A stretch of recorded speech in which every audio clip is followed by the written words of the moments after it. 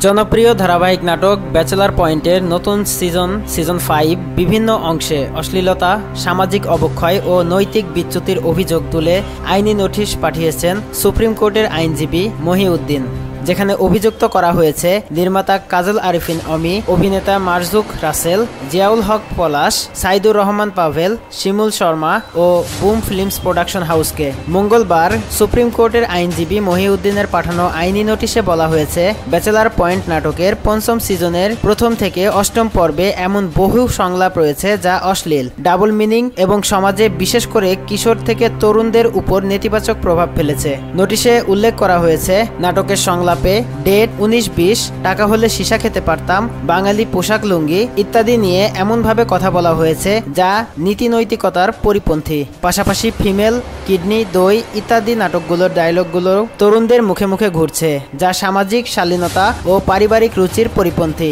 এমন সংলাপ নারীদের অবমাননা করে বলেও দাবি করেছেন তিনি। আরও বলা হয়, নির্মাতা কাজল আরিফিন অমি নিজেই এক সাক্ষাৎকারে বলেছেন, নাটকটি এখন সব বয়সী মানুষের জন্য তৈরি করা হচ্ছে, অথচ নাটকের ভাষা, ভাব ও উপস্থাপনা একদমই পরিবার বান্ধব নয়, বরং এতে সামাজিক মূল্যবোধ, ধর্মীয় অনুশাসন এবং সাংস্কৃতিক ঐতিহ্য ক্ষতিগ্রস্ত হচ্ছে। আইনি নোটিশ প্রসঙ্গে আইনজীবী মহিউদ্দিন বলেন, জাতীয় সম্প্রচার নীতিমালা 2014 এবং জাতীয় অনলাইন গণমাধ্যম নীতিমালা 2017 অনুযায়ী শিশু ও কিশোরদের মানসিক গঠনে নেতিবাচক প্রভাব ফেলে এমন কন্টেন্ট প্রচার করা অপরাধ। অথচ এই নাটকে একের পর এক অশ্লীল ও আপত্তিকর সংলাপ সামাজিক মাধ্যমে ভাইরাল হচ্ছে এবং সেগুলো কিশোরদের আচরণ ও ভাষায় স্থায়ী প্রভাব ফেলছে। এই নোটিশ পাওয়ার 7 কার্যদিবসের মধ্যে নাটকটির বিতর্কিত সংলাপ ও ভিডিওগুলো অনলাইন প্ল্যাটফর্ম থেকে সরিয়ে নেওয়ার আহ্বান জানানো হয়েছে, অন্যথায় আইনি পদক্ষেপ নেওয়া হবে বলে জানান